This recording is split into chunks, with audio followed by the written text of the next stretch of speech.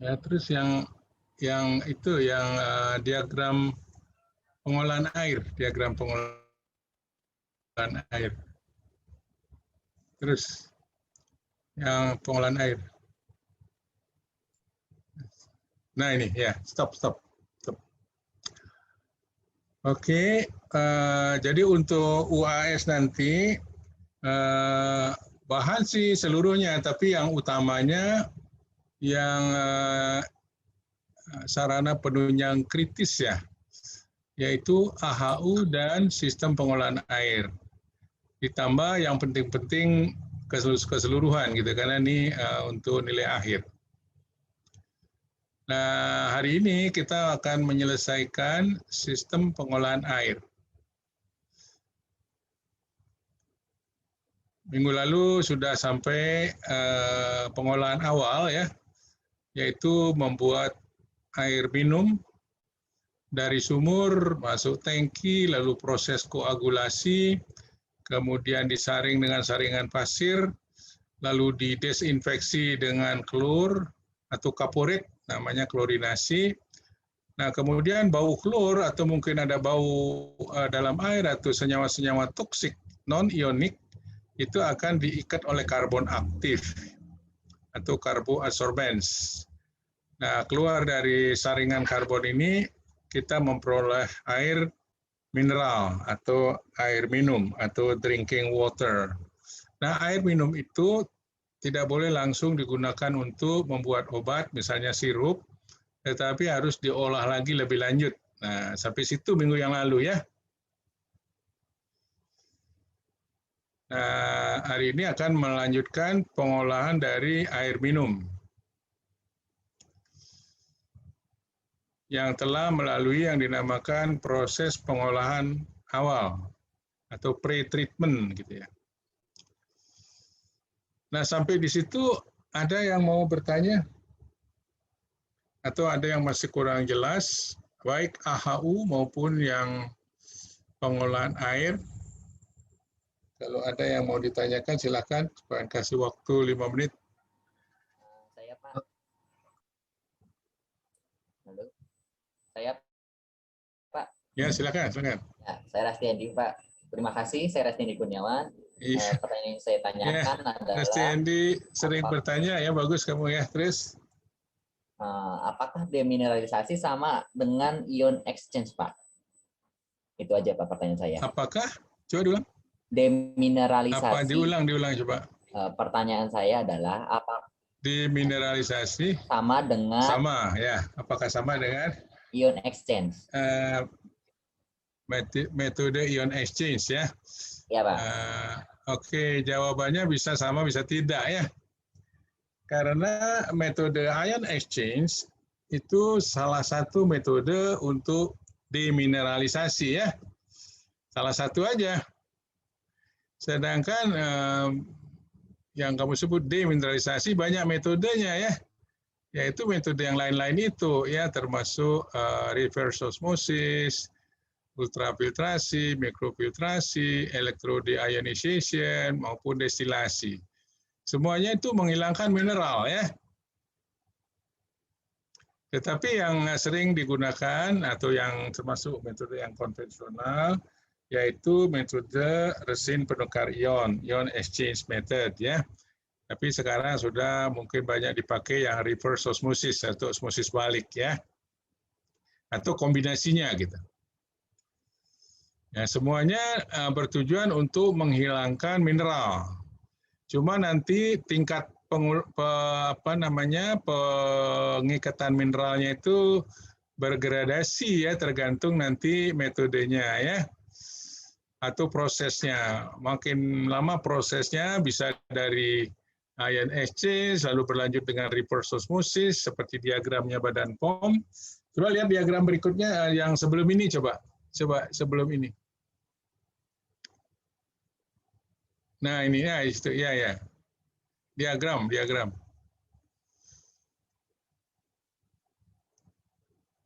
Nah, ini stop. Ya. Jadi yang ditanya tadi ini pengolahan ion primer, ion sekunder dengan penukar ion ini yang namanya ion exchange ya.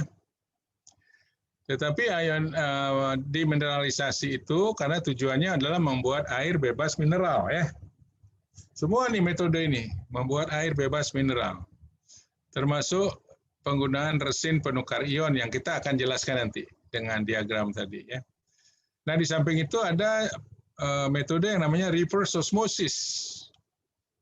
Ini juga menghilangkan mineral, cuman harus dilanjutkan dengan ini, yang metode yang penghilangan ion sekunder ini. Bisa dengan juga reverse osmosis, sini reverse osmosis lagi ya, nah, tergantung nanti membrannya ya. Kemudian bisa dikombinasi dengan penukar ion atau dengan electrodeionization. Atau bisa juga langsung destilasi yang di bawah ini, destilasi ya, menghasilkan air bebas mineral. Kalau yang destilasi air bebas mineral itu disebut aquades. Ya, nggak ada mineral juga sama gitu. Aquades. Nah, nanti kalau membuat air untuk injeksi, maka destilasinya diulang lagi berkali-kali ya sampai betul-betul murni banget gitu ya air nanti mendapat water for injection. Oke, nah ini diagram secara garis besar proses demineralisasi atau nanti terakhir dipoles lagi terakhir dengan destilasi supaya nanti mineralnya betul-betul habis. Di samping juga senyawa-senyawa yang bukan mineral gitu, yang bukan ionik gitu ya. Senyawa-senyawa organik juga tidak ikut terdestilasi. Yang menguap itu air doang ya. Jadi water for injection ini adalah air murni farmasi yang paling murni gitu ya. Yang dengan pengolahan awal ini tadi yang saya jelaskan minggu lalu, kita mendapat air minum ya. Itu juga sudah air murni, tetapi karena ada mineral di dalamnya tidak boleh digunakan untuk memproduksi obat. Kenapa nggak boleh? Karena dikhawatirkan mineral-mineral yang ada, ion-ion yang ada, itu bisa berinteraksi dengan obat-obat tertentu. Bisa menjadi endapan, bisa menjadi senyawa baru dan sebagainya yang merusak obatnya gitu lah. Oleh karena itu mineral tersebut harus dihilangkan melalui 2 tahap. Pertama ion primernya, misalnya kationnya, lalu ion sekundernya, misalnya anionnya. Sebentar. Halo? Papa lagi ngasih kuliah ya, nanti ya? Ya, oke. Ya maaf ya, jadi ion primer misalnya kation. Kation itu contohnya apa, Rastiandi? Hidrogen, Pak. Apalagi? Hidrogen, natrium, kalium. Nah, kamu ngomongnya biar nggak lama, ion hidrogen sama ion natrium, kalium, besi, aluminium, timbal. Jadi banyak kita ngomong, satu aja ngomongnya apa? Ion apa tuh? Natrium, kalium, besi, aluminium, mangan itu contoh apa tuh? Ilmu kimia. Siapa yang mau bantu? Apa tuh? Contoh-contoh apa tuh yang pengen sebut? Natrium, kalium, barium, kalsium, magnesium, besi, krom, mangan, nikel, wah banyak banget tuh. Logam bukan, Pak? Iya, Golongan logam. 1. Kamu ngomongnya ion hidrogen sama ion logam, itu namanya kation, ngerti ya? Iya, Pak. Kalau kamu ditanya ion logam, ya banyak itu ngomongnya nanti ya. Kamu sebut gitu biar cepet ya. Itu misalnya ion primer. Ion sekundernya adalah ion apa? Ion sisa asam. Ion sisa asam. Contohnya apa? Ion apa? Ion sisa asam contohnya apa? Kamu ingat aja asam-asam itu. Klorida, Pak. Ya, ion klorida. Ion apa lagi? Asam apa yang kamu ingat? Fe, Pak. Sulfat. Ya, ion sulfat. Ion apa lagi? Permanganat. Permanganat, ion apa lagi? Klorat. Klorat, oke, apa lagi? Hah? Nitrat, nitrit, Pak. Nitrat, nitrit, sulfat, sulfit, karbonat, banyak benar ya. Itu namanya ion sekunder misalnya gitu ya. Karena ini yang kamu sebut primer ya. Ya itu yang harus hilang gitu ya. Nah ion-ion itu sebenarnya berasal dari garam-garam ya yang larut dalam air. Misalnya natrium klorida menghasilkan ion logam natrium dan ion sisa asam klorida. Kalium sulfat menghasilkan ion logam kalium dan ion sisa asam sulfat kan gitu ya. Jadi yang disebut mineral itu sebetulnya garam-garam yang larut dalam air menjadi kation dan anion. Nah itu yang harus diikat, dihilangkan dengan cara-cara yang disebut di bawah ini. Dengan resin penukar ion, dengan reverse osmosis, dengan elektrodionisasi atau dengan ultrafiltrasi atau mikrofiltrasi pada saat polishing. Ya. Oke, sekarang kita teruskan dengan bagian yang kemarin. Coba ditayangkan bagian berikutnya. Nah ini ya. Ya minggu lalu Pak Wayan sudah tanyakan kenapa diberi warna-warna ya. Misalnya tangki atau air sumur dengan tangki air sumur itu sama warnanya ya. Sedangkan tangki pump dengan air dari pump itu warnanya lebih muda ya. Nah kalau ini air minum ini atau air mineral ini nanti diolah lagi lebih lanjut, kita nanti ke kiri. Ini pengolahannya dengan resin penukar ion. Jadi coba kamu lihat dari pengolahan primer setelah karbon aktif ya. Setelah karbon aktif coba dikasih panah. Nah, di sana ada pipa ke kiri dan ke kanan ya. Di pertigaan ini ada klep. Klep berbentuk T gitu ya. T, huruf T. Disebut T-valve gitu ya. Nah, tergantung nanti posisinya kamu putar kemana, maka air yang keluar dari karbon aktif bisa ke kanan, bisa ke kiri, tergantung klep sana ya.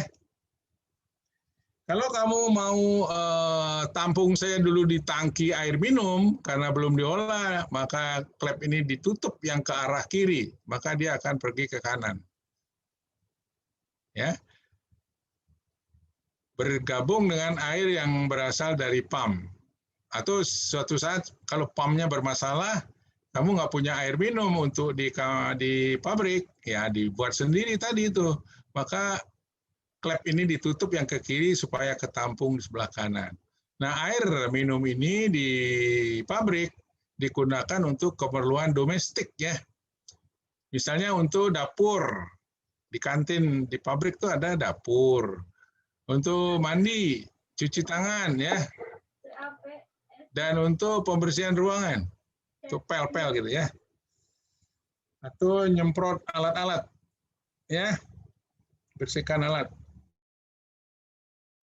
Itu gunanya ya. Nah yang kita akan jelaskan sekarang bukanlah air yang ini, air minum ini, tetapi lanjutannya, yaitu air bebas mineral dan air untuk injeksi. Gimana prosesnya ya? Coba diikutin ya. Nah, berarti air yang keluar dari karbon aktif ini, air apa yang keluar dari sini namanya? Dari karbon aktif itu keluar air apa namanya? Air murni juga itu, tapi bukan untuk farmasi ya. Apa nama airnya? Jadi air sumur dilakukan pengolahan awal, ini pengolahan awal namanya ini ya, pre-treatment. Ditampung, koagulasi, disaring dengan saringan pasir, didesinfeksi untuk bunuh kumannya pakai klor, lalu diserap baunya sama zat-zat lain yang non-ionik oleh karbon aktif, kita mendapatkan air apa? Air Aquabides bukan, Pak? Bukan, nggak ada distilasi kok dapat bides. Pengolahan awal itu untuk membuat air apa? Air mineral, Pak. Ya, air mineral. Atau nama lainnya air apa? Air minum. Air minum, ya. Air minum atau drinking water. Air mineral yang di pasar dijual dengan merek Aqua, Ades, Fit, atau macam-macam ya. Air seperti itu yang kita dapat ya. Nah, karena masih mengandung mineral, untuk buat obat mineralnya harus dipisahkan dengan cara misalnya yang akan Pak Oyan jelaskan, resin penukar ion. Jadi dari klep T ini yang ke kanan kita tutup, berarti air akan mengalir ke kiri karena didorong oleh pompa terus ya. Kiri lalu melewati filter membran ukuran 5 sampai 10 mikron. Kenapa disaring? Ya untuk jaga-jaga saja, mungkin ada partikel karbon yang lolos, atau pasir yang lolos, atau masih ada tanah yang lolos ya. Ini disaring di sini. Tapi sudah halus sekali itu ya, partikel yang lolos itu. Nah setelah keluar dari partikel ini, air itu masuk ke dalam pipa atau tangki ya, yang berisi resin. Ini singkatan dari anion, resin anion. Berarti resin bermuatan apa? Negatif apa positif? Negatif. Negatif. Anion, Pak. anion. Negatif. Negatif. Nah, untuk resin yang bermuatan negatif, ion negatif itu atau anion yang digunakan itu adalah ion hidroksil. Jadi rumus resinnya ROH- gitu ya. Jadi resin yang ditaruh di tangki ini adalah ROH-. Resin itu apa sih? Resin itu adalah senyawa polimer ya, senyawa organik ya. Senyawa polimer kayak plastik gitu. Berupa butiran-butiran gitu, tetapi mengandung gugus aktif yang kita sebut tadi anion yaitu OH-. Jadi namanya resin anion atau disebut juga resin basa.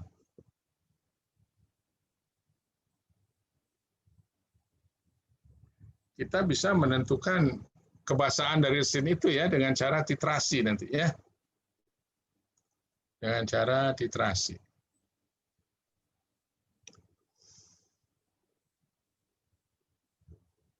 Ada di buku Vogel itu, menentukan kebasaan atau keasaman resin. Jadi resin ada dua macam, resin asam dan resin basa.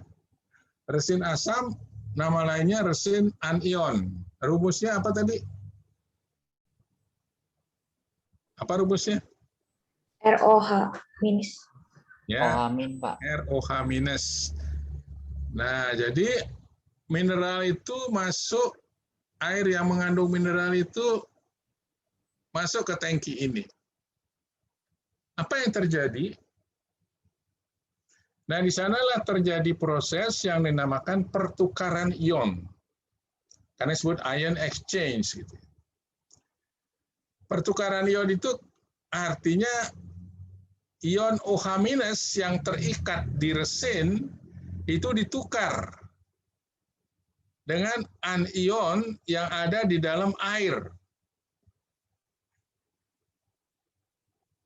Nanti anion dalam air akan diikat oleh resin, OH- yang ada pada resin akan lepas ke dalam air gitu. Itu namanya pertukaran ion ya. Kenapa bisa? Nanti reaksinya reaksi bolak-balik ya. Kenapa reaksi ini bisa ada? Karena air yang mengandung mineral itu terus saja dialirkan ke sana. Jadi konsentrasinya sangat banyak, anion-anion yang ada di dalam air. Nah, akibatnya OH- itu terdesak oleh anion-anion yang ada di dalam air sehingga OH-nya lepas. Coba kamu sebutkan satu contoh anion.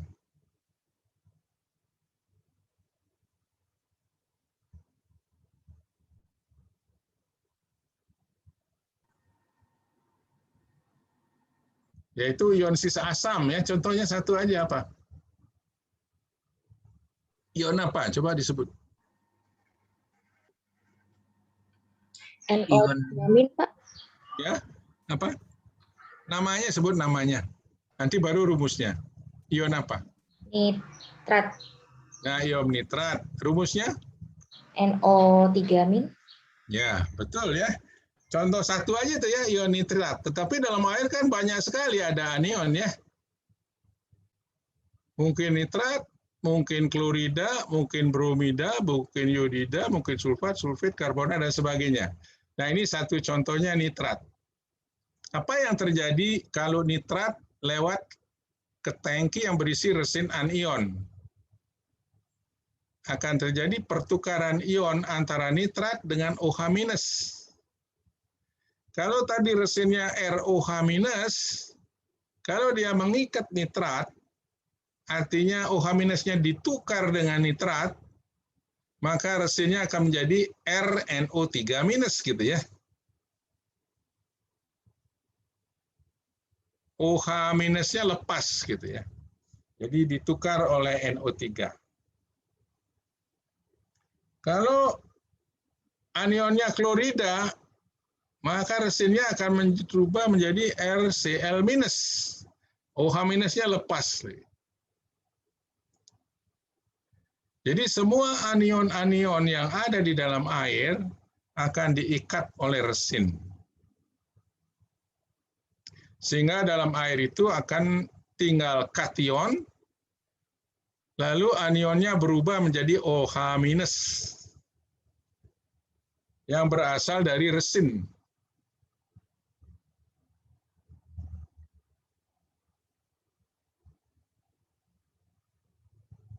Nah, kalau terus ini kamu lakukan, maka lambat laun semua OH- yang ada pada resin akan habis keluar gitu ya. Sehingga resinnya bukan ROH- lagi ya. Bukan resin basa lagi. Dia sudah menjadi resin nitrat, sulfat, klorida begitu ya. Nah, pada saat itu dikatakan resinnya jenuh gitu ya. Ya, nanti kita cerita lebih lanjut mau diapain resin yang sudah jenuh itu. Nah, itu hanya cerita proses yang terjadi pada tangki A. Terjadi pertukaran antara anion di dalam air dengan OH- yang ada pada resin. Sehingga semua anion di dalam air nanti akan diikat oleh resin, dan OH- yang ada dalam resin semuanya akan lepas masuk ke dalam air. Sehingga di dalam air hanya ada sekarang ion logam dan ion OH-. Jadi yang keluar dari tangki A di bawah ini adalah ion-ion logam dengan ion OH-. Atau dengan kata lain, sifatnya apa tuh? Ion logam dengan OH-. Asam apa basa?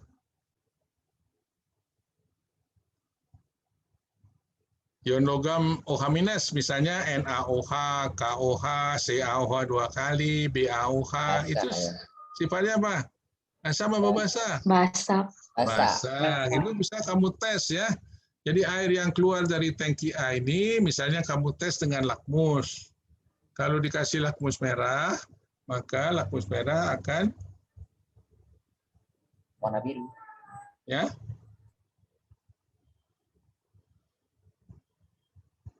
Untuk membuktikan bahwa ini basah ya, bisa pakai lakmus. Kamu gunakan 2 lakmus, lakmus merah dan lakmus biru. Kalau dikasih lakmus biru, warnanya berubah nggak? Enggak. Ya, betul. Jadi tetap dia biru ya. Kalau kamu kasih lakmus merah, dia akan berubah menjadi apa? Biru. Biru. Nah, jadi terbuktilah bahwa yang keluar di sini basah. Berarti airnya tidak boleh dipakai ya. Masa bikin obat pakai basah ya. Berarti masih ada kation ya. Nah, itu harus diikat nanti di resin K. Jadi airnya mengalir, kamu lihat ini pipanya dari atas masuk ke resin K. Artinya basah itu Bisa kalium, bisa natrium, bisa besi, bisa timbal, apa saja, logam-logamnya banyak ya. Ditambah OH-. Nah, kalau nanti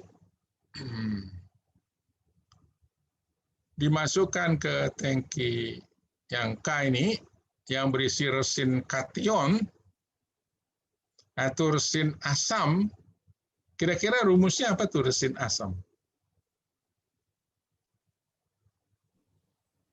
RH+, Pak. Betul, RH+. Apa yang terjadi kalau kamu masukkan basa ke resin asam itu? Akan terjadi pertukaran ion. Ion H+ akan ditukar oleh ion-ion logam gitu ya. Kenapa bisa seperti itu? Karena kamu terus alirkan. Itu reaksi kesetimbangan ya. Kalau kita terus alirkan salah satu komponen reaksi, kalau di sebelah kiri kamu terus kasih zat sebelah kiri, maka reaksinya ke kanan. Kalau kamu kasih zat yang di sebelah kanan terus-menerus, reaksinya akan ke kiri, gitu ya. Sifatnya reaksi reversible. Nah, jadi pada tangki K ini, semua ion-ion logam akan diikat oleh resin, lalu ion H+ di dalam resin akan lepas ke dalam air. Ngerti ya? Kalau tadi ion OH yang lepas, di sini ion H+-nya yang lepas. Semua kation, semua ion logam akan diikat oleh resin. Sehingga suatu saat resinnya juga jenuh. Nah, sebelum cerita yang jenuh itu, selama prosesnya, di dalam air itu akan terjadi H+ ketemu dengan OH-. Anionnya akan terikat di tangki A, kationnya terikat di tangki K. Sehingga yang keluar dari tangki K ini sudah tidak ada lagi ya, selama prosesnya sebelum resinnya jenuh. Tidak akan ada anion dan kation dari sisa asam maupun dari logam. Karena sudah diikat di resin kedua resin ini. Nah, tinggal H+ yang berasal dari resin K dan OH- yang berasal dari resin A itu akan bereaksi. Reaksinya juga reaksi kesetimbangan. H+ tambah OH- jadi apa? Air, Pak. H2O. Jadi H2O. Nah, jadi air H2 itu akan bercampur dengan air yang berasal dari sumur tadi. Jadi air berasal dari sumur, ion-ionnya diikat oleh resin ini, baik ion primer maupun ion sekundernya, lalu ditambah lagi dengan air hasil reaksi dari muatan resin gitu ya. Nah, jadi yang disebut air bebas mineral itu yang mana?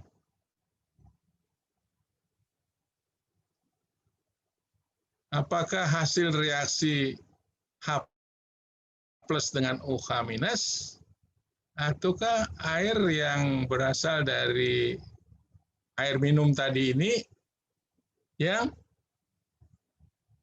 mineralnya atau ion-ionnya, kation dan anionnya sudah diikat di resin. Yang mana itu? Yang disebut air mineral. Air bebas mineral.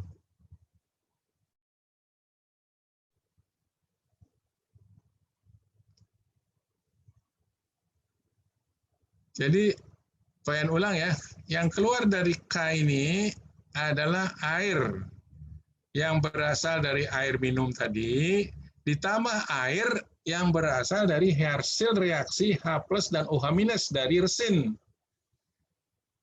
Jadi yang disebut air mineral itu hasil reaksi H+ dengan OH- ataukah air yang berasal dari air mineral tadi yang sudah diikat mineralnya.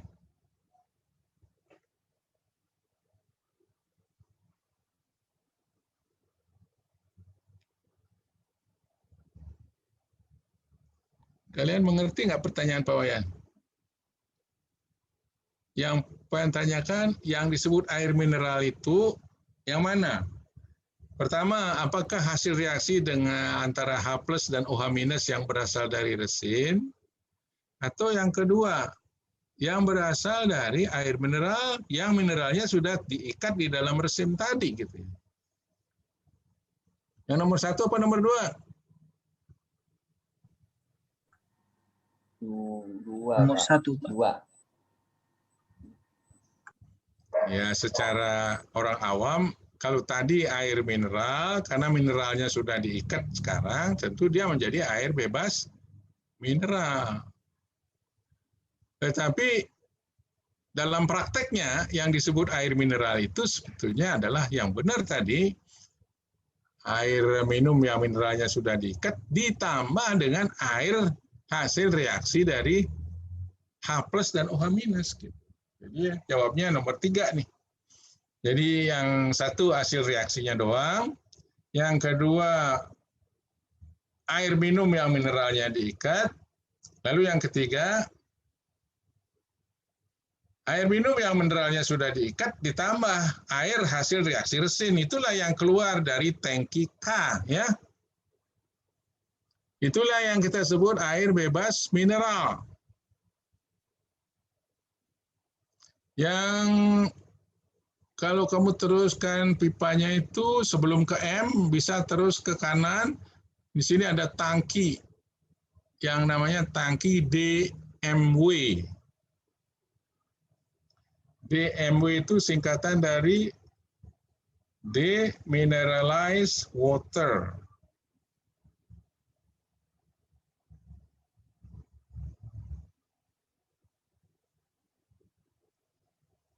Itu bahasa Inggrisnya. Bahasa Indonesianya apa? Air demineralisasi. Ya, itu prosesnya. Kalau kamu ngomong demineralisasi itu prosesnya. Ya, bahasa Indonesianya air bebas mineral. Yang kamu sering sebut aquademin gitu. Aqua demineral gitu. Aqua demineral, airnya sudah bebas mineral. Air bebas mineral. Nah, lalu M ini apa gitu ya? Kan sudah dapat air bebas mineral ya. Nah, air bebas mineral di sini pun kualitasnya belum boleh digunakan untuk membuat obat. Karena apa? Karena mineral-mineral yang ada pada air, walaupun sudah diikat di A dan K, tapi mungkin saja masih ada yang lolos. Karena reaksinya nggak keburu bereaksi gitu ya, sehingga lolos gitu ya. Jadi artinya air bebas mineral ini masih ada sedikit mineral-mineral yang lolos. Gitu. Karena itulah prosesnya setelah penghilangan ion primer dan ion sekunder, ada proses yang namanya polishing. Polishing itu artinya dipoles gitu ya. Dihaluskan lagi, diikat lagi yang bebas-bebas tadi itu, mineral-mineral yang bebas itu. Dipoles artinya diikat supaya betul-betul mineralnya berkurang gitu ya, sesuai persyaratan yang diinginkan. Misalnya gitu ya. Misalnya air bebas mineral yang diinginkan itu mempunyai daya hantar listrik. Nah, itu jadi ukuran kemurnian air dari mineral itu ditetapkan dengan menghitung yang namanya daya hantar listrik. Ya, kamu tahu dalam ilmu listrik ada tegangan listrik, itu satuannya adalah potensial atau volt atau mikrovolt.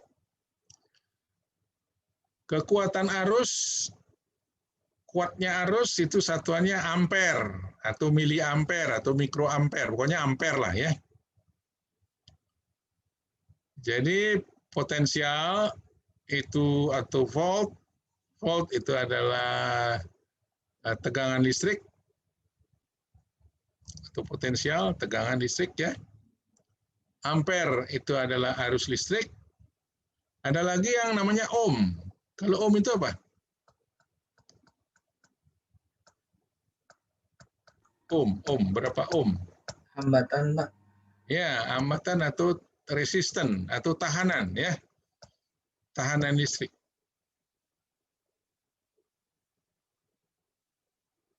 Jadi kalau rumus yang dalam ilmu listrik kan E sama dengan I kali R gitu ya. E itu kan potensial, itu sama dengan arus, kuat arus dikalikan dengan tahanannya ya. Makin kuat tahanannya, potensialnya makin tinggi. Makin kuat arusnya, ya potensialnya kan rumusnya seperti E sama dengan IR. Gampang lah ingatnya, E sama dengan insinyur gitu aja, IR. Ya. Nah, untuk daya hantar listrik, yang diukur nanti daya hantar listrik. Kalau tadi kan nggak ada tuh ya, ada potensial, ada kuat arus, ada tahanan. Nah, daya hantar listrik itu mencerminkan banyak sedikitnya mineral yang ada di dalam air. Coba kamu pikirkan. Kalau mineralnya makin sedikit yang ada dalam air, daya hantar listriknya makin besar apa makin kecil? Makin kecil, Pak. Makin kecil, ya makin kecil. Nah, berapa kecilnya itu menjadi standar yang ditentukan oleh pabrik. Maunya berapa? Lebih besar dari itu tentu airnya tidak bisa dipakai. Jadi daya hantar listriknya misal ini ya, tidak boleh lebih dari 5, apa satuannya? Satuannya daya hantar listrik apa?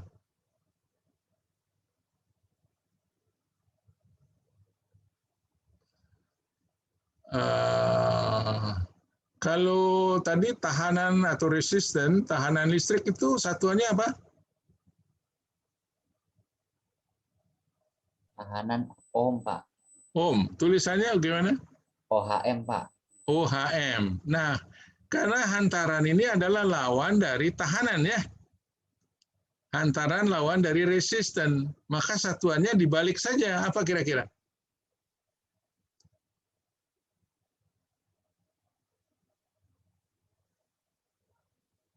Ohm, kalau dibalik apa?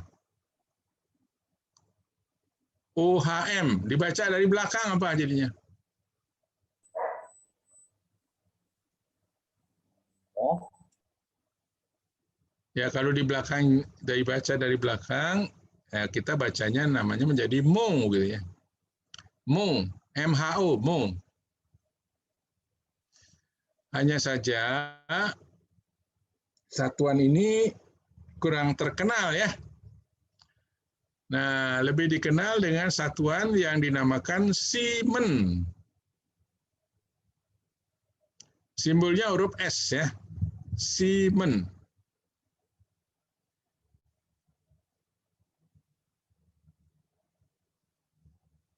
Dan yang digunakan untuk yang antar kecil itu ukuran mikro ya, jadi mikro Siemens. Jadi US gitu ya. U-nya dari mikro ya, mikro S gitu. Nulisnya gitu ya, mikro Siemens. Kalau mikro ampere UA gitu ya. Mikrovolt UV gitu. Kalau mikro Siemens US gitu. U-nya itu yang mikron itu ya. Yang U dengan kaki yang panjang di depan ini. U lalu S. Berapa air bebas mineral yang boleh digunakan untuk bikin obat, misalnya membuat sirup sebagai bahan baku sirup, itu misalnya ya, tidak boleh kurang dari 5 mikrosiemens.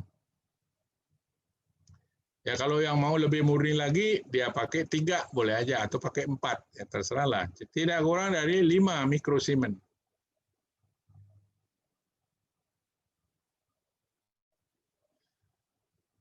Nah, gimana dia tahu daya hantar itu 5 mikrosiemens atau kurang?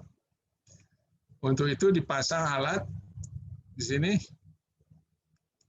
ya. Jadi air yang keluar dari tangki K melewati alat untuk melihat daya hantar listriknya. Alatnya namanya apa kira-kira untuk mengukur daya hantar? Voltmeter, Pak. Ohm itu resisten ya. Lawannya. Ampere meter. Ampere itu kuat arus. Bahasa Inggrisnya apa? Hantaran listrik itu apa? Current, Pak. Current itu arus. Volt, Pak. Voltmeter. Volt itu tegangan ya, potensial. Volt. Hantaran ini.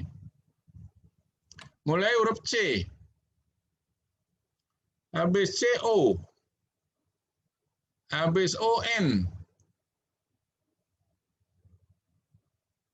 CON. Konduktor.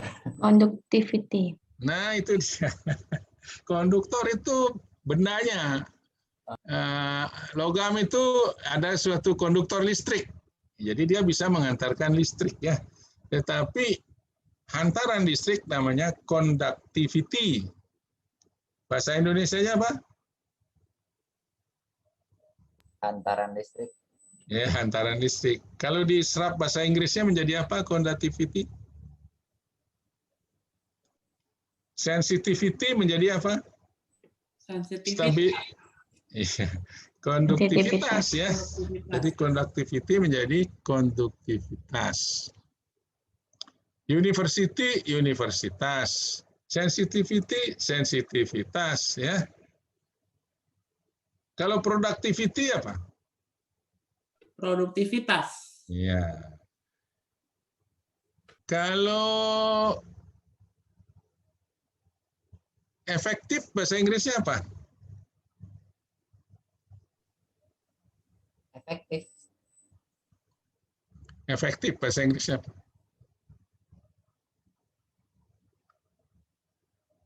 Efektif, Pak. Efektif bahasa Inggrisnya tetap efektif juga ya. Tetapi keefektifan bahasa Inggrisnya apa? Effectivity, Pak. Nah, itu yang salah ya. Nah, khusus untuk ini namanya effectiveness gitu ya. Bukan efektivitas, tetapi effectiveness. Bukan effectivity gitu ya, tetapi effectiveness. Oke, itu pengetahuan tambahan saja. Yang lainnya kalau TT itu pakai as gitu ya.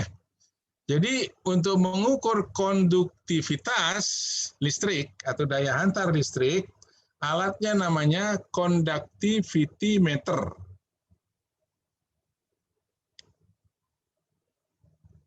Atau disingkat menjadi conductimeter. Atau diperpanjang menjadi conductivity meter.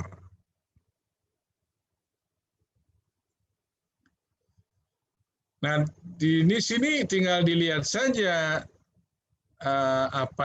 indikatornya di sini. Apakah ini dalam bentuk digital? Kalau seperti ini untuk meter ya. Tapi sekarang orang pakai digital, jadi supaya cepat melihatnya ya, langsung kelihatan angka ya. Kalau angka di sini masih di bawah angka 5, itu artinya air yang kamu tampung di sini masih oke gitu. Itu juga berarti resin yang kamu gunakan itu belum jenuh gitu ya. Belum jenuh. Berarti masih bisa mengikat ion. Asal di sini di bawah 5 gitu.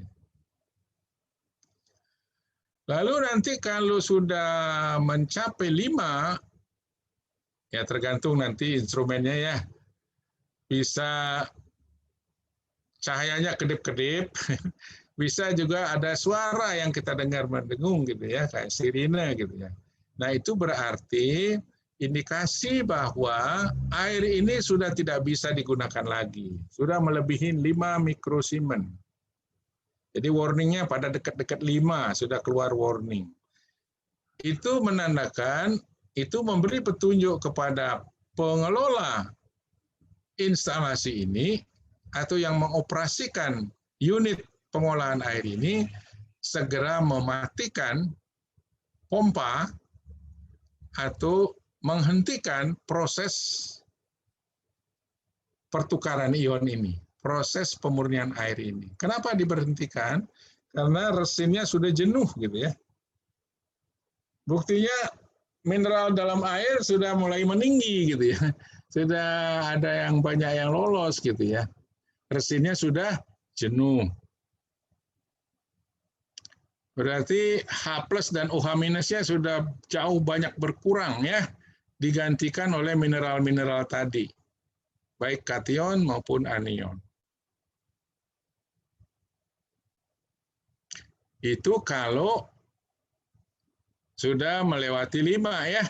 Nah, kalau sebelum 5, kita masih cerita sebelum 5 misalnya, maka air yang keluar dari tangki K itu bisa ditampung di tangki DMW atau bisa dipoles pada proses berikutnya, dilewatkan ke tangki M. Dipoles maksudnya supaya resin-resin yang lolos walaupun di bawah 5, misalnya 4, misalnya 3, itu kan berarti masih ada mineralnya gitu ya. Nah, itu diikat lagi di tangki M. Apa itu isinya tangki M itu? Isinya juga resin, tetapi resin yang dicampur, yang dinamakan mixed bed resin. Mixed bed resin. Resin yang dicampur. Resin apa yang dicampur? Resin cuma ada 2 macam, berarti resin kation dan resin anion gitu. Campur di sini. Sehingga karena ion tinggal sedikit, ya dengan gampang saja diikat oleh campuran resin itu. Sehingga air yang keluar dari tangki M sudah lebih murni lagi. Mineral-mineralnya berkurang banyak gitu sudah. Ya, sudah dipoles. Tetapi masih tetap ada. Yang nanti diperbolehkan misalnya, di sini dipasang lagi conductivity meter ya, untuk nanti akan menjadi air deionized water, air bebas ion. Ya, sama saja sebetulnya air bebas mineral. Cuman yang ini KW1, yang DMW ini KW2. Ini juga deionized water tapi KW2. Di tempat Pak Wayan kerja dulu, di Indofarma, ini namanya aquademin. Kalau ini air bebas ion, yaitu untuk membedakan saja dia ionnya lebih sedikit. Mineralnya yang lolos itu lebih sedikit. Berapa sedikitnya? Tidak lebih dari 2 mikrosiemens ya. Jadi di sini disetel 2 mikrosiemens. Kalau tadi 5, sekarang 2, misalnya gitu ya. Ya tergantung pabriknya, kalau mau lebih murni lagi bisa aja setel 1,5 misalnya, atau 1,3 gitu ya. Ya itu contoh saja ya, nanti lihat di pabrik berapa maunya ya. Nah kita teruskan ceritanya sebelum ke poles ini, ceritanya ke DMW yang di atas ini ya dulu ya. Kita kembali dulu sebentar. Kan dari tangki K ini, yang kurang dari 5 mikrosiemens bisa ditampung, bisa terus diolah juga. Jadi sebagian ke sini, sebagian diolah lebih lanjut. Nah, yang ke sini itu dinamakan air bebas mineral. Untuk apa ini? Ini tidak boleh untuk buat obat ya. Nah, air ini digunakan untuk konsumsi boiler. Jadi ada alat semacam kapsul besar itu dari logam, ya ini bisa dipanaskan ya, bisa dengan solar, bisa dengan listrik ya, dipanaskan yang di dalamnya diisi DMW. Untuk apa?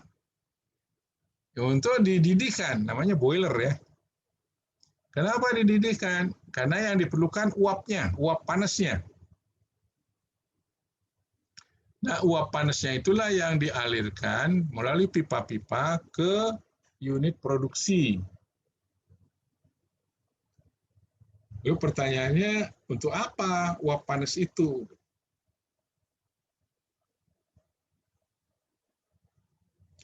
Nah, biasanya uap panas itu digunakan pertama untuk memanaskan tangki-tangki reaktor.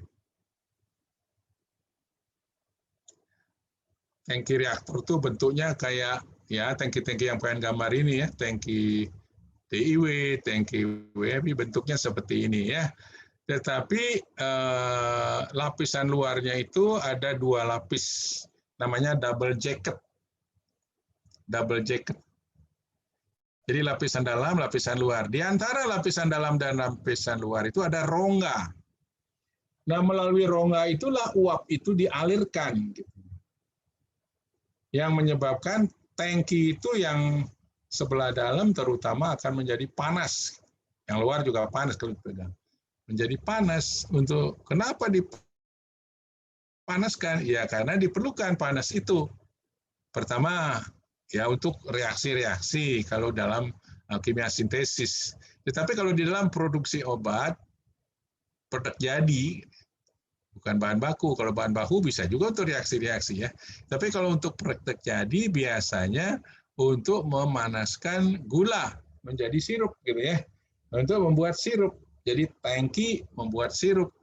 Misalnya sirup paracetamol, sirup dexamethasone. Jadi nanti formula sirup itu berikut gula yang ada dimasukkan ke dalam tangkinya itu.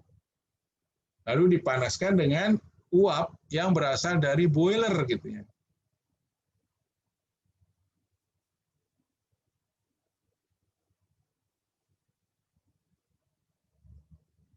Itu guna pertama ya. Guna yang kedua itu untuk membuat air panas.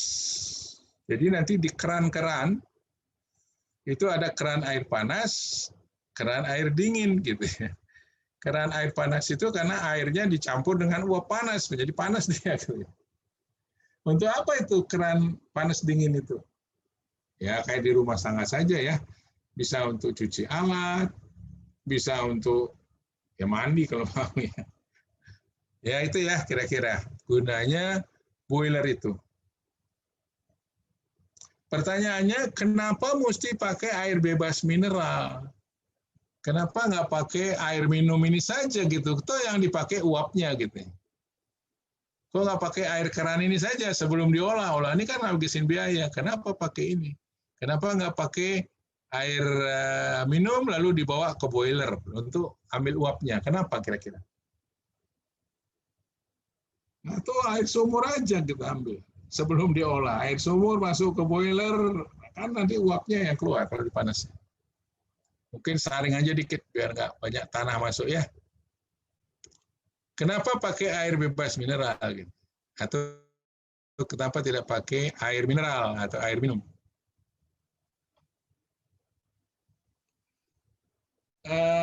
Ada yang suka masak air di rumah pakai air keran?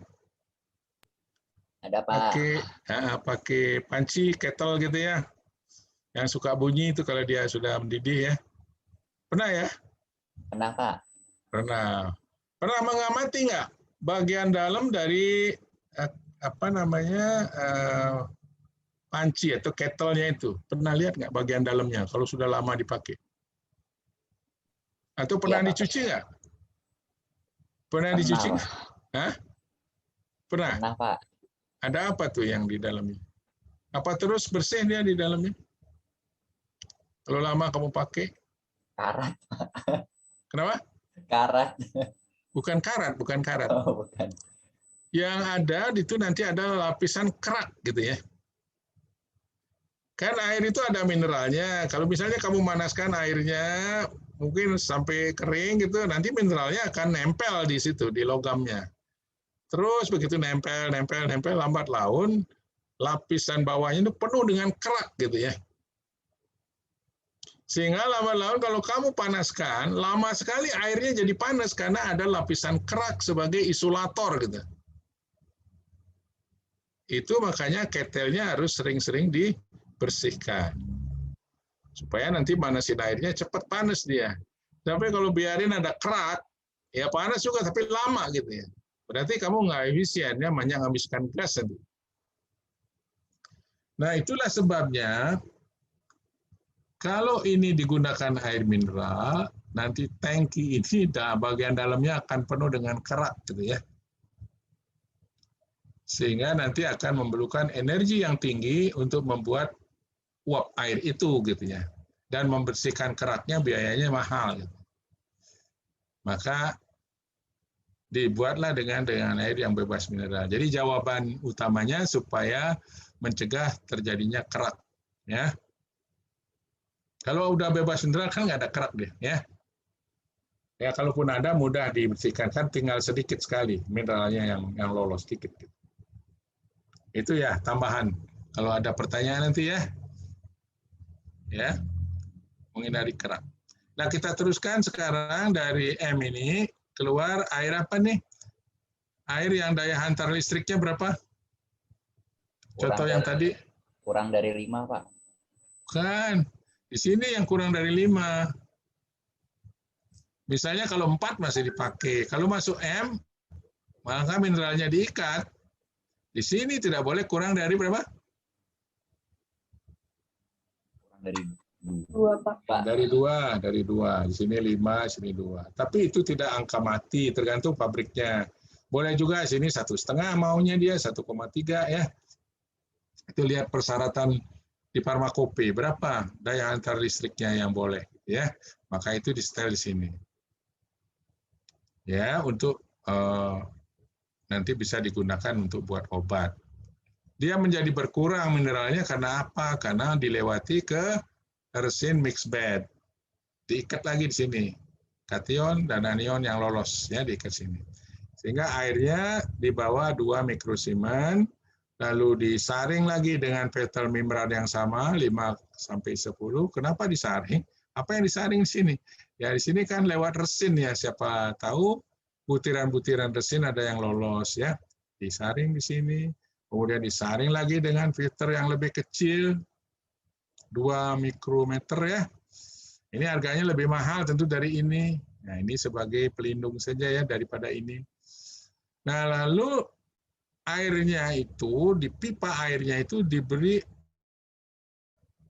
lampu UV. Dipanaskan 70 derajat dan diberikan ozon di sana. Kira-kira fungsinya apa itu? Lampu UV, ada ozon, dipanaskan lagi.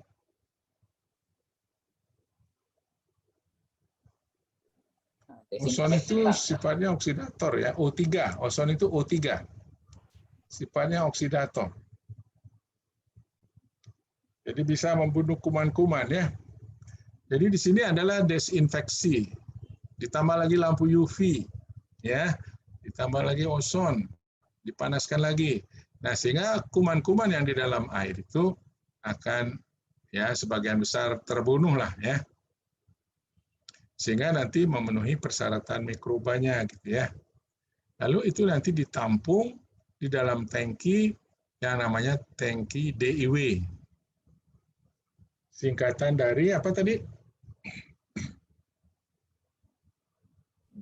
Deionized water, Pak. Oke, deionized water.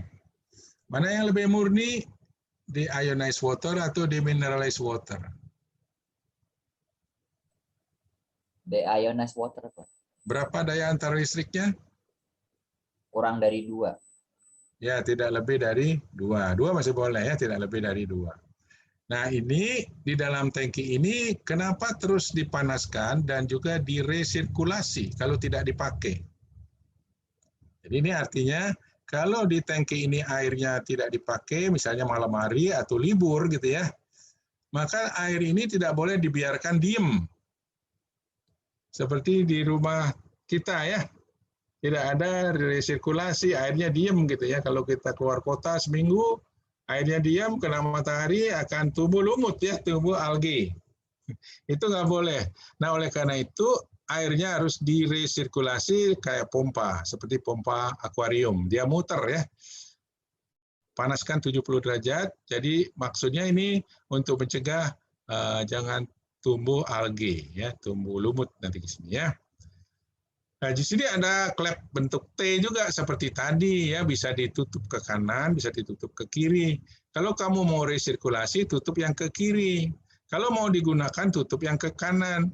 Makanya air dari tangki ini akan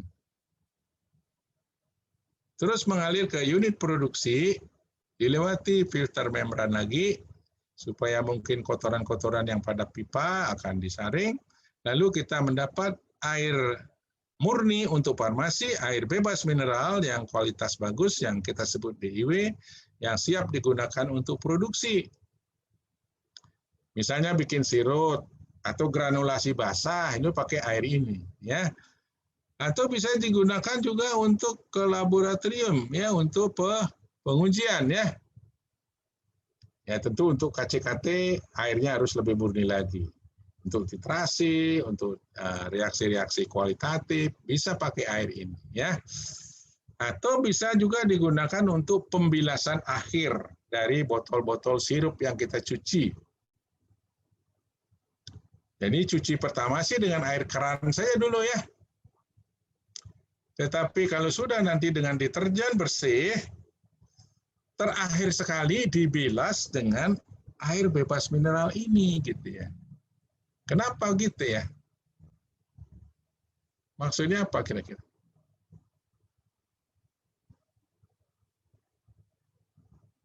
Ya kalau kamu jawab supaya bersih, ya itu yang harus dijelaskan lagi bersihnya seperti apa ya. Kenapa mesti dibilas dengan air bebas mineral yang sama dengan air yang akan digunakan untuk bahan baku sirup misalnya?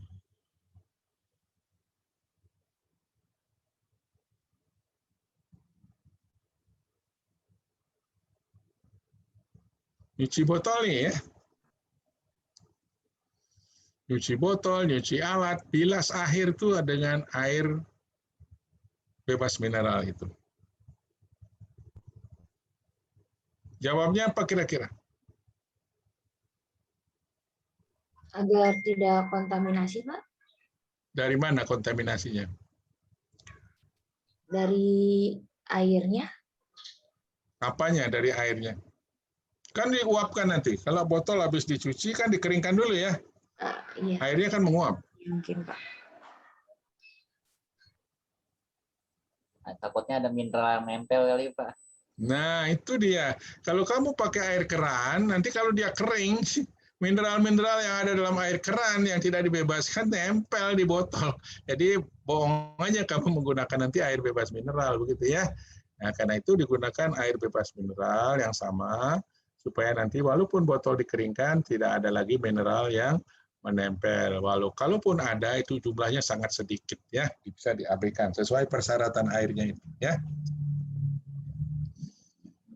Itu ceritanya membuat air murni untuk farmasi, untuk produk non steril ya. Untuk krim, untuk suspensi, untuk sirup, untuk granulasi basah, pokoknya pakai air deh ya. Membilas peralatan ya. Bagaimana sekarang kalau untuk injeksi ya?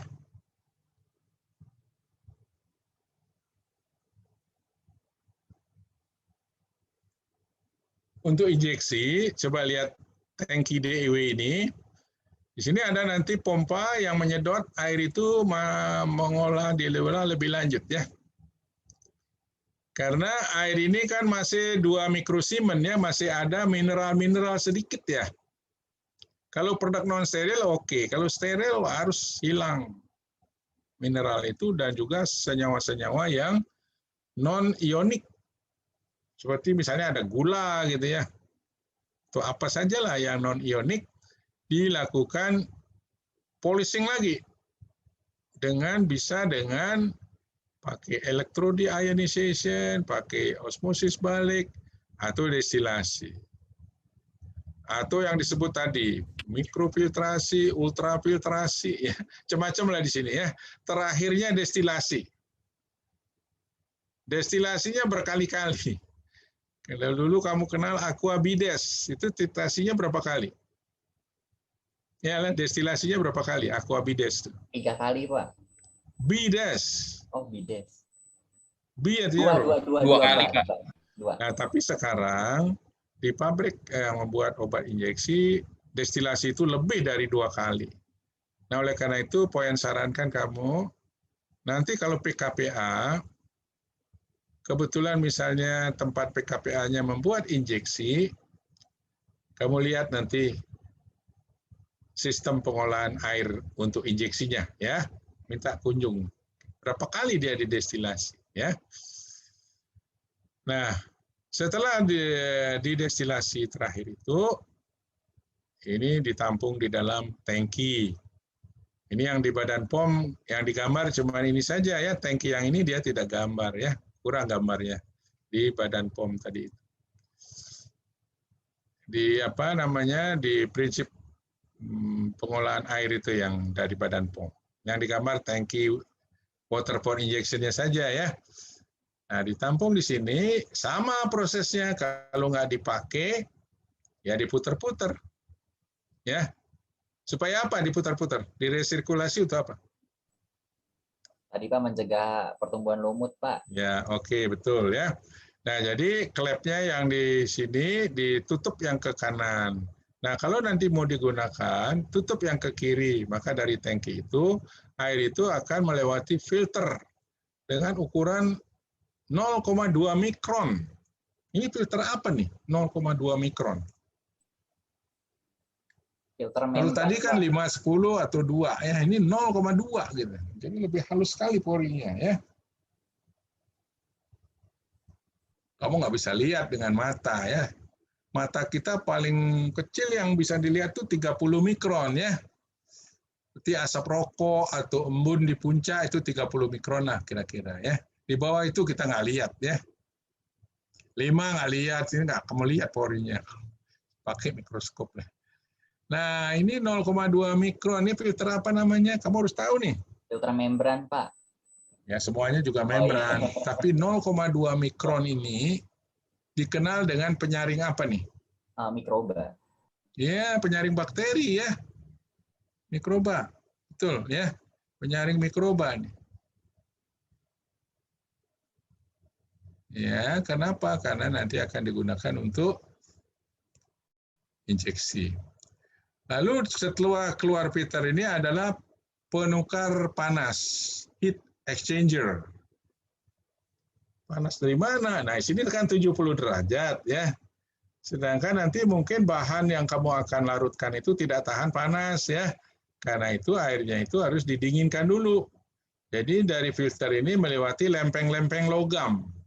Sehingga panasnya diambil di sana, lalu airnya akan menurun, akan berkurang panasnya, ditampung di tangki sini yang siap digunakan yang namanya water for, kurang I-nya nih ya, water for injection. Mesti ada I-nya. Salah, print. Nah, jadi water for injection ini bisa digunakan untuk ya produksi, injeksi atau membuat infus ya, bisa untuk autoclave, bisa juga untuk pembilasan akhir sama dengan tadi. Jadi kalau kamu punya ampul atau vial yang mau dicuci, terakhir sekali harus dibilas dengan water for injection. Supaya nanti kalau dikeringkan, tidak ada yang menempel tadi itu. Ya, di sini lebih ketat lagi persyaratannya. Karena itu, obat suntik vitamin C dengan tablet vitamin C mana yang lebih mahal? Walaupun sama-sama 10 mili atau 100 mili. Yang injeksi vitamin C apa tablet? Injeksi. Ya tentu injeksi. Kenapa kira-kira injeksinya lebih mahal? Prosesnya Pak, proses sterilisasinya. Ya proses produksinya gitu ya. Ruangannya harus steril misalnya, masuk pakai pakaian steril, belum nanti airnya harus yang ini ya, itu mahal itu ya. Jadi kalau nanti ada customer bilang sama aku, vitamin C kok mahal banget gitu, ceritain cara bikinnya ya. Itu yang mahal cara bikinnya ya. Oleh karena itu, kalau bisa pakai tablet, jangan pakai injeksi. Orang pakai injeksi kalau gimana kira-kira? Nggak bisa minum. Ya, nggak bisa minum. Kenapa nggak bisa minum? nggak sadar misalkan Pak. Ya nggak sadar. Atau tenggorokannya sakit.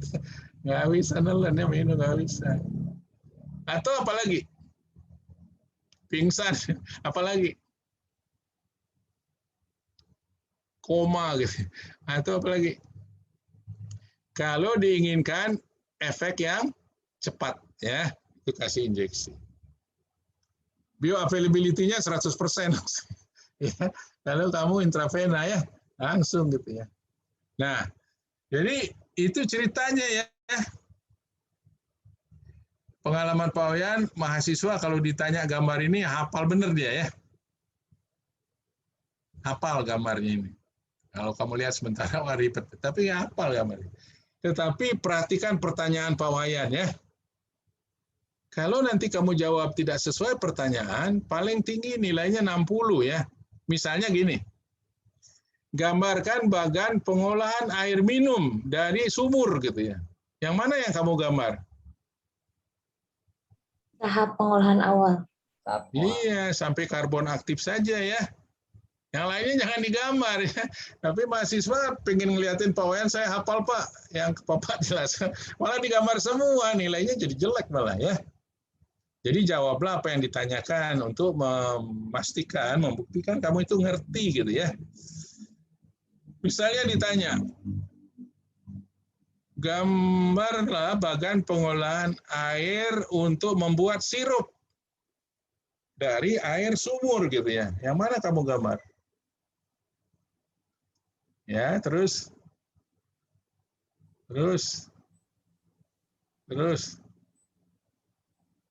Ya udah, ya kiri aja, kanan nggak usah gambar ya. Buatlah bagan pengolahan air untuk membuat water for injection dari air minum. Yang mana kamu gambar? Yang sebelah kanan. Kanan bawah. Setelah karbon aktif sampai terakhir Pak, sampai paling kanan. Iya, oke, dari situ ya. Tetapi ada airnya nggak di situ?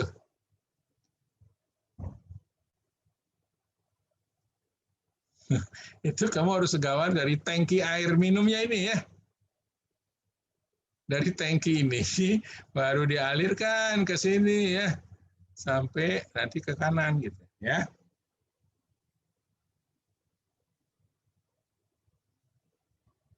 Ya, sampai situ cerita hari ini ya. Jadi kalau kamu ditanya apa yang dimaksud dengan SPA?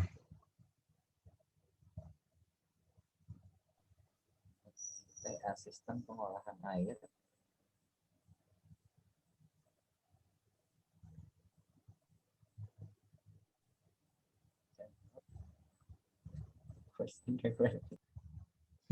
Apa itu SPA? Coba jawab dulu.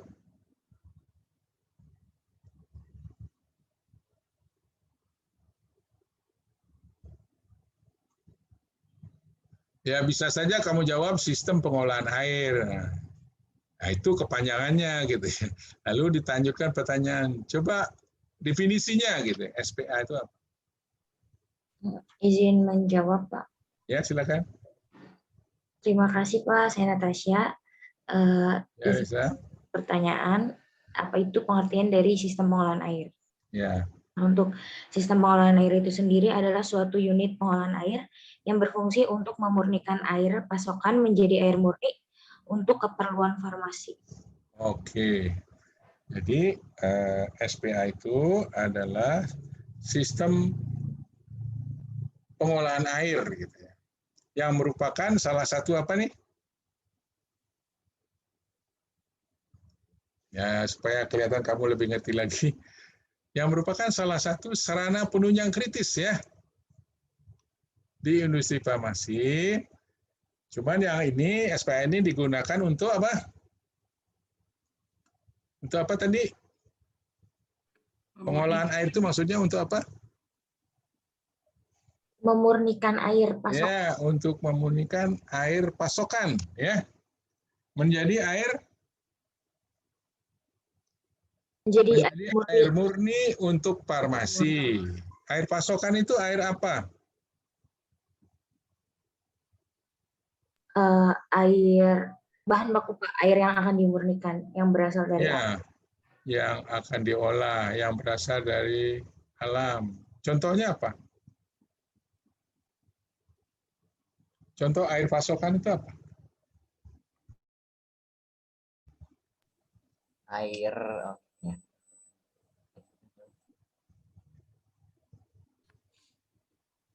Air minum, Pak. sumur Pak.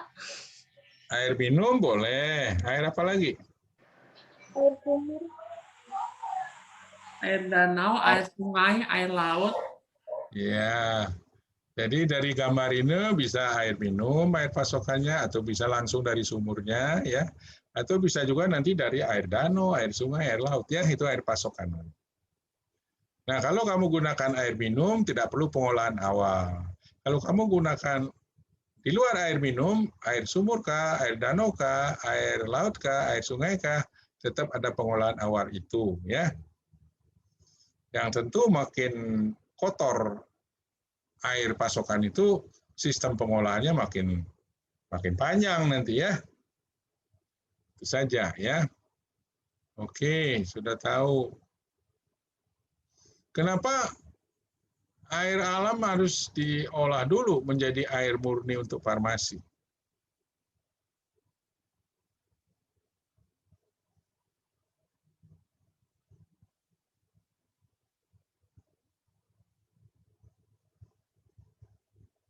Kenapa? Pertanyaan mengapa itu tujuannya untuk apa sih? Tanyakan alasan. Ngerti Pak. Ya, supaya kamu ngerti. Coba kamu ngerti nggak? Kenapa? Mengapa ini harus diolah air pasokan itu?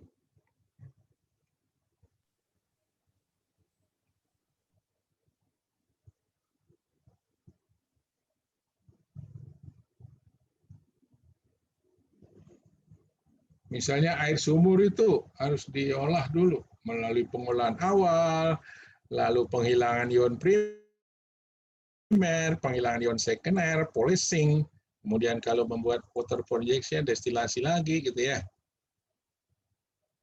Mengapa gitu?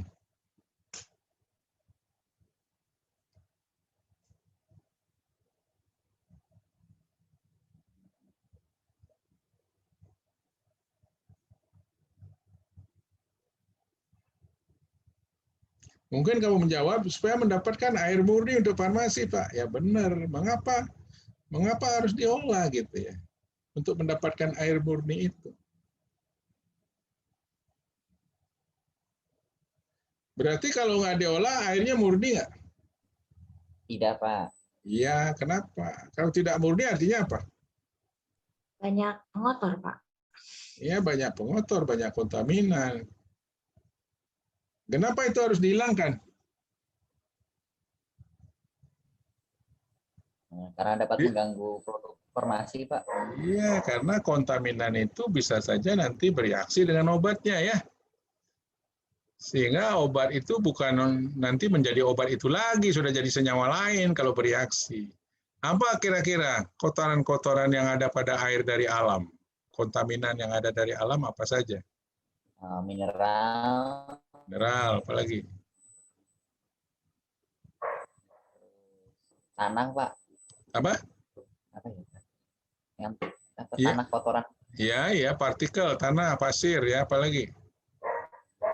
Mikroba, Pak. Amoeba. Mikroba, apalagi? Mikroorganisme, Pak.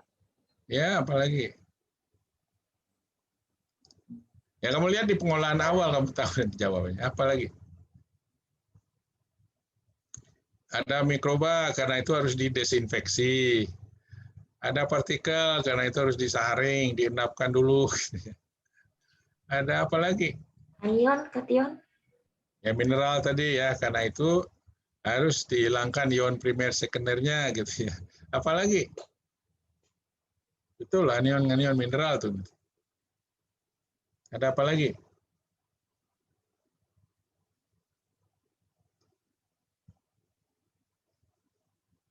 Penyaring norit itu untuk apa tuh?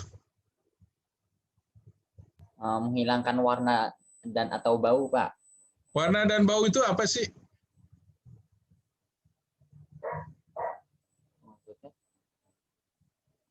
Berasal dari mana warna dan bau itu? Bisa dari mineral, Pak. Ya, apalagi?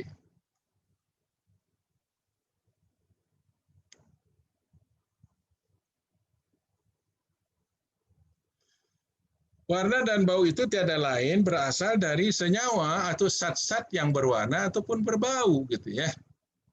Zat-zat itu bisa mineral, bisa zat-zat non mineral atau non ionik.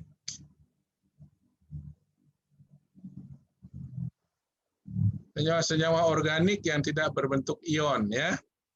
Itu bisa aja dia bau, bisa aja dia berwarna. Bau dan warna itu mengindikasikan ada sesuatu, ada zat gitu ya.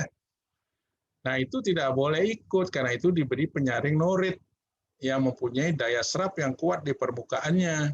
Jadi warna, bau, ataupun zat-zat lain yang tidak berwarna pun tidak berbau pun diikat di sana di norit itu gitu ya. Sehingga nanti keluar dari norit hanya mineral-mineral saja gitu ya. Karena dia jumlahnya banyak sekali di dalam air gitu ya. Sedangkan kontaminan-kontaminan yang berbau berwarna itu dianggap lebih kecil dari airnya sendiri ya. Tapi kalau itu lebih banyak dari airnya, maka air pasokan itu tidak boleh dipakai kalau terlalu banyak kontaminan ya, nanti repot nih pengolahannya ya. Jadi kan dipilih juga kualitas air pasokannya gitu yang kira-kira tidak merugikan nanti kalau diolah ya. Oke, itu mengenai sistem pengolahan air ya. Kuliah udah selesai ini ya. Mengenai sarana penunjang kritis. Ya, tinggal mengenai udara tekan, poin tidak jelaskan, kamu baca sendiri saja. Jadi udara tekan itu digunakan untuk apa di pabrik tuh? Kompresor, gunanya untuk apa?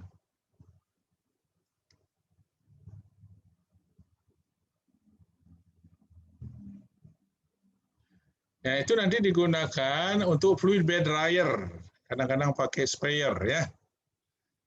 Itu satu, fluid bed dryer.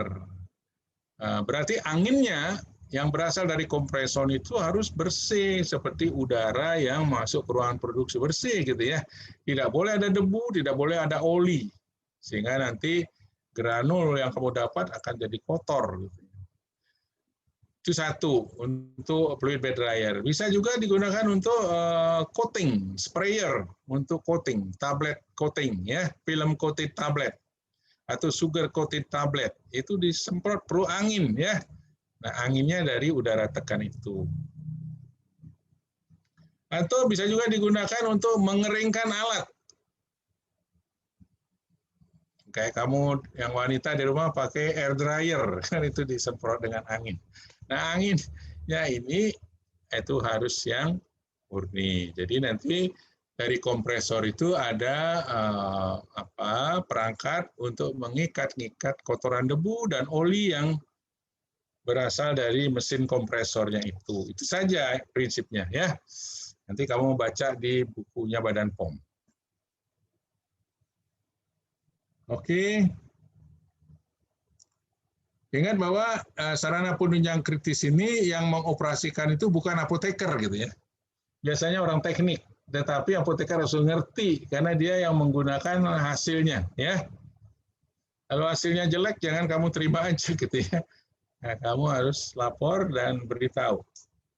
Kamu juga bisa diskusi, kemungkinan ini, kemungkinan itu.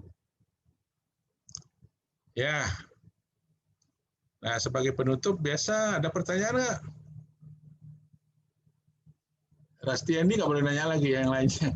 Ada Doni juga sudah banyak nanya ya. Terus siapa tadi yang tanya? Risa. Siapa tadi yang nanya? Yang wanita siapa namanya? Natasha, Pak. Natasha. Yang lainnya coba ini berapa nih? 99 ya. Tadi 100 sudah pada menghilang tuh. Tolong nanti dibuat screenshot-nya ya masing-masing pejabat ya. Penanggung jawab kelas itu buat screenshot ya. Supaya pengen tahu siapa yang hadir ya. Karena itu membantu nilai kalian juga ya. Cuman Ya sayangnya di situ hadir tapi nggak pernah nanya gitu ya.